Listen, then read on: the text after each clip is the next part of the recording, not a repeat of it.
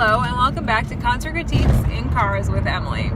So tonight's show was at a brand new venue that had its grand opening tonight, so that was kind of exciting. So it was at the Entertainment and Sports Arena, now in DC, which apparently is part of a college in Southeast. I'm not very familiar with it, obviously it's new. And the show was Judah and the Lion opening for Cage the Elephant. So getting there, oh god. So it was not fun, and I don't know that area of DC at all, so I decided to bite the bullet for this show and pay the $20 for parking. So I went online, bought my parking pass, green lot, ready to roll. Well, not only was there really bad traffic on the way down, so we actually had to go a different route because there was so much traffic on the normal route that the GPS redirected us. And then, of course, there was an accident that added like an extra 15 minutes onto our drive. So we left about an hour and a half early, about like 6:30, and the show starts at 8. And with the accident being added and then the craziness of trying to park, it ended up being we got there after Judah and the Lion went on, which was really very frustrating. So incredibly frustrating. So what happened with the parking was we finally got down there, and on the website it says, like, do not go to the venue if you're parking in green lot. Here are the crossroads. This is where you need to go. So you get there, and it's literally a 4-way intersection, and you're like, so where is this lot that I'm supposed to be parking in? Now, there were security guards or like employees with yellow vests on, so I said to the guy who was standing in the middle of the street, I said, I'm here for the green lot. And he was like, oh, it's full, you have to go turn around to the red lot. No mention of the red lot on the website at all. Nothing about like overflow parking. Also not very clear directions. He was like, yeah, you're just gonna like turn around, take a right, and you'll see it. Okay, great. So we turned around, we took a right, and of course, once we kind of started following cars, because there were so many of them, all of a sudden it splits and goes straight, or you could go to the left.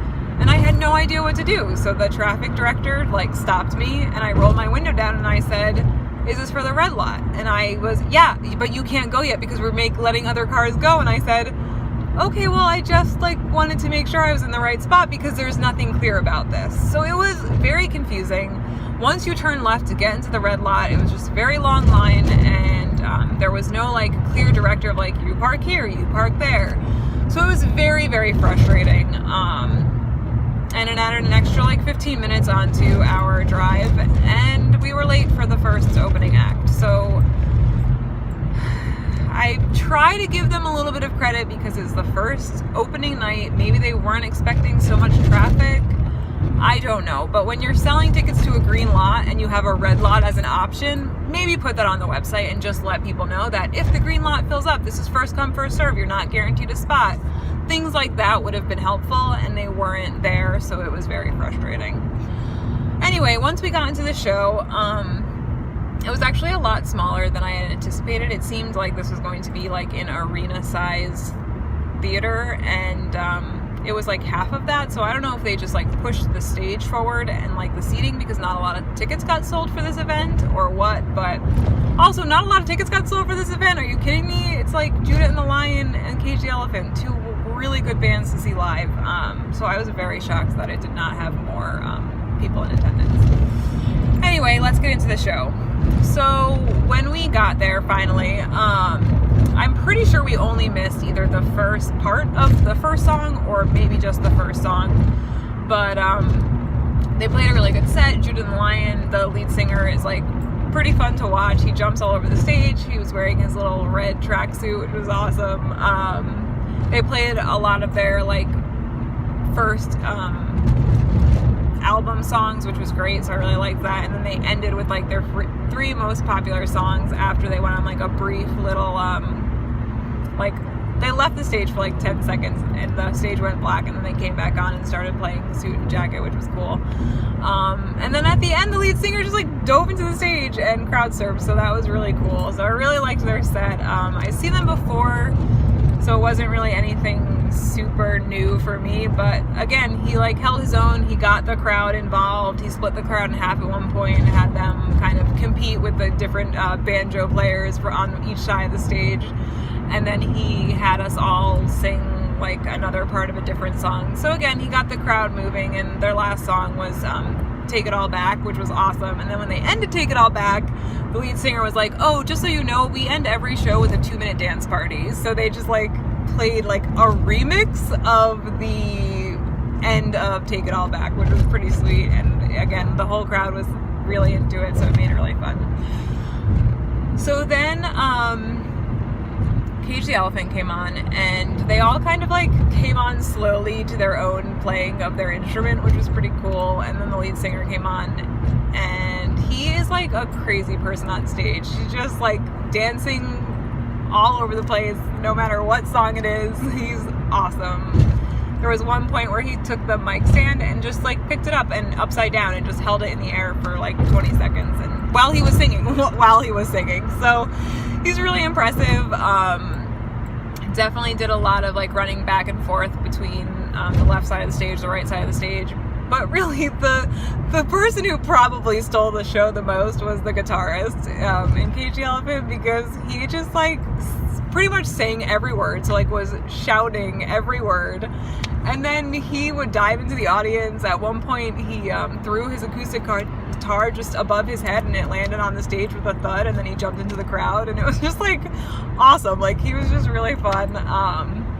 Really good show. I really liked their lights, which I don't normally comment on, but they actually had a really cool light show. And even just like the lights in the background, they were simple, but there were a lot of different types of lights and a lot of different sizes, and even different like shades of like the bulbs were different colors, I guess. So I really did appreciate their light show. I thought it was really well done.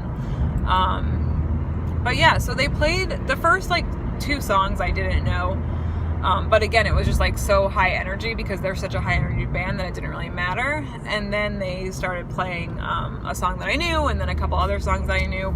The one thing that did surprise me is there were like 3 hit singles, and they played it like right at the half-hour mark. So that kind of surprised me, especially because they played No Rest for the Wicked, which I thought would have been like a bigger song that would have been played later. So I was a little bit shocked that they played that so early on in the set, because then right after those 3 songs that I knew very well, they played 2 songs that I had never heard before. So I was like, oh boy, like, did they just like blow everything like a little bit too early, and now like I'm just gonna be watching the next 40 minutes of like songs I don't know. But then of course they start playing other songs, and I was like, oh wait, I totally know this song. Oh yeah, I totally know this song too. So it was really good. I definitely forgot about bigger singles that are now more current than No Rest for the Wicked. So again, it ended up being really great, because towards the end they started playing their other songs that I've known and have been listening to for the like past couple years, and it was like, oh yeah, this is a big hit. Oh yeah, this is a big hit too. I think my favorite part was once they left for the encore. Well, actually, let me go back, because the beginning of the encore was significant too. So they left to go off the stage for the encore, and while they were gone, the guitarist was just like jamming, which was actually pretty cool. Instead of just sitting there in silence waiting for them, the guitarist was like just doing his thing in the corner, so that was pretty sweet. But so then when he came back, he played an acoustic song, and it was just the lead singer. And he started like with the first line and immediately messed up. And he was like, yeah, so I messed this up, and this is the first time I played it, so sorry. Let me try that again. So he tried again, and he got like pretty far through the song and then messed up again. And I haven't heard the song before, so I don't know if other people in the audience knew the song or if it was a new song that hasn't been like released yet. But he stopped again, and he was like, all right, like, let's try one more time. And so he tried a third time and made it through the third time. I feel like he could have done without the third time. By that time I was like over it, and I was like, okay, this is like a slower song. I'm ready for the like other songs in the encore. And again, I didn't know what they were, because at that point I really thought they had played every song that I knew. So I was like kind of anxious to see like what was going to come, and whether I was going to know the songs or not, or whether they were going to play new songs or whatever they were going to do. So I was like ready to move on by the time the third attempt came. But after he finished the third attempt, it was actually pretty cool. He was like, okay, well, like, you know what they say, third time's the charm. This definitely like applies for this right now. And he goes, man, like, it's so crazy. You wouldn't think that the first 3 times you play a song would be in the same show. So he definitely, like, addressed it in a fun and, like, cute way for having to listen to that song 3 times.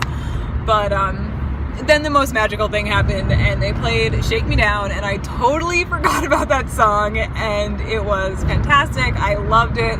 I'm so glad they saved it for the encore instead of playing it when they played that, like, 3 sets of songs that everyone knew pretty well. So I'm really glad that they valued that song enough to save it to the end. So that made me really happy. And then they played another song that I knew pretty well. Then their last song I didn't know, which was fine, because again, they're so energetic and so crazy that it doesn't really matter if you don't know the song, because you're still gonna have a good time, because they're just jumping around the stage. And the guitarist, like, fell into the crowd backwards with his guitar as he's playing it, and then eventually, before he got back on stage, just threw it onto the stage. Just, you know, no big deal.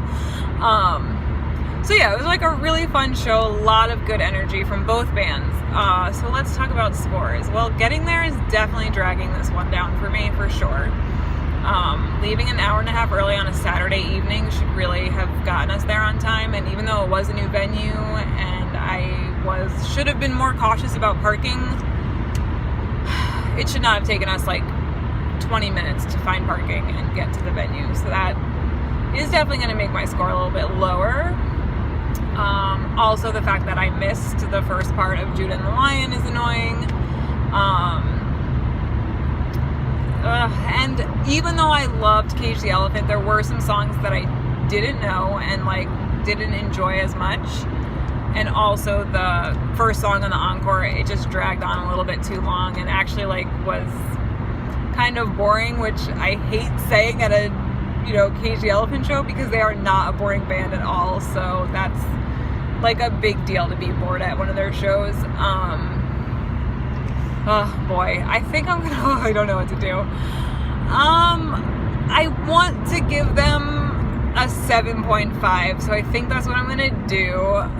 They definitely are 2 amazing bands. Judah and the Lion is so good, and they definitely played the songs that I wanted to hear, so I was really glad that they played certain songs that I wasn't sure if they were gonna play, but they ended up playing. And of course, the, like, last 3 songs were their biggest songs, so that was really awesome. Like, that 15 minutes was so fun to just, like, jump around and be excited about. And then Cage the Elephant just has so many hits that it's hard not to, like, just totally enjoy it, because you're like, oh my god, I know the song, oh my god, I know the song. So yeah, I think 7.5 is a good score for this show. I was teetering between 7, but then I was like, well, maybe I should give them an 8, because parking, like, really shouldn't drag a score down that much. So I'm gonna go with a 7.5. I think that's a good happy medium. Anyway, let me know what you think. If you were there, please comment. I would love to know what you thought about that specific show. If you weren't there, I'd still love to hear what you think about that band, or maybe another band. So comment, like, subscribe, and I will see you next time, which is actually this Wednesday. So yeah. All right, have an awesome day, night, whenever you watch this, and bye.